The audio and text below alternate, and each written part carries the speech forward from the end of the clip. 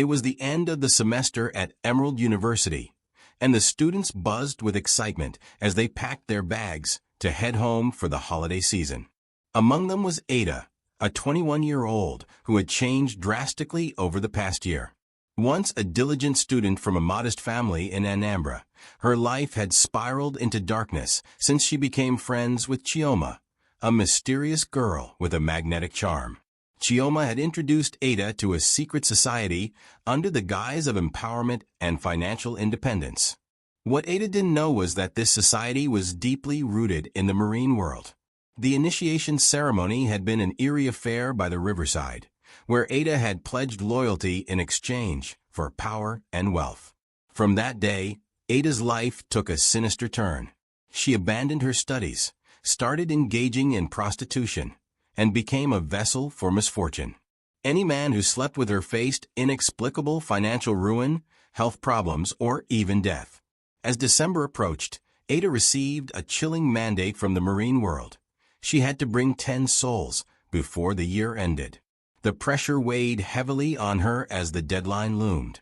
On the day of her journey back to Lagos, Ada's mind was set on fulfilling her assignment. At the bustling bus park in Anambra, Ada purchased a ticket for the last bus heading to Lagos. The 18-seater vehicle quickly filled up with travelers eager to reunite with their families for the holidays. Among the passengers were a young mother with her toddler, an elderly man clutching his Bible, and a group of cheerful students sharing jokes about campus life. Unbeknownst to them, the shadow of death loomed. As the bus began its journey, the passengers chatted, napped, or stared out the windows at the scenic countryside. Ada sat quietly, her face devoid of emotion, while her mind churned with the dark task ahead. When the sun dipped low, painting the horizon in shades of orange and purple, Ada began to chant inaudibly.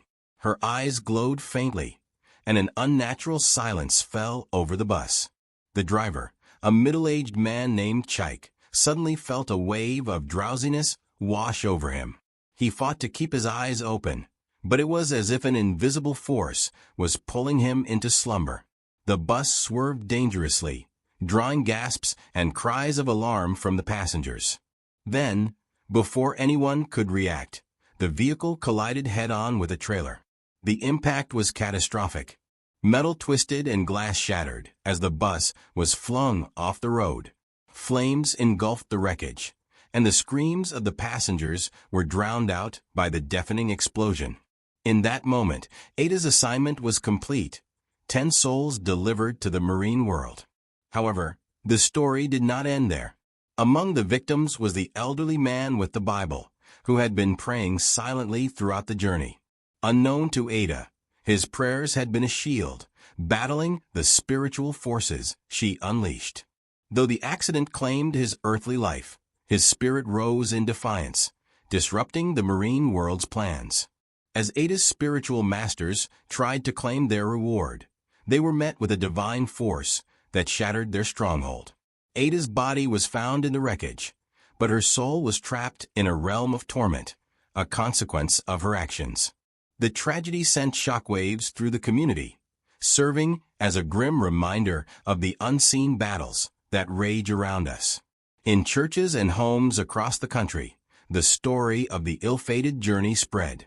It became a lesson in the importance of prayer and vigilance, especially when embarking on a journey. Travelers began to pray fervently before setting out, invoking divine protection against the forces of darkness. The journey of shadows was a stark reminder that life is a battlefield, and only those who anchor themselves in faith can withstand the storms. For the victims of that fateful trip, their lives became a call to action for others to stay spiritually alert and covered in prayer.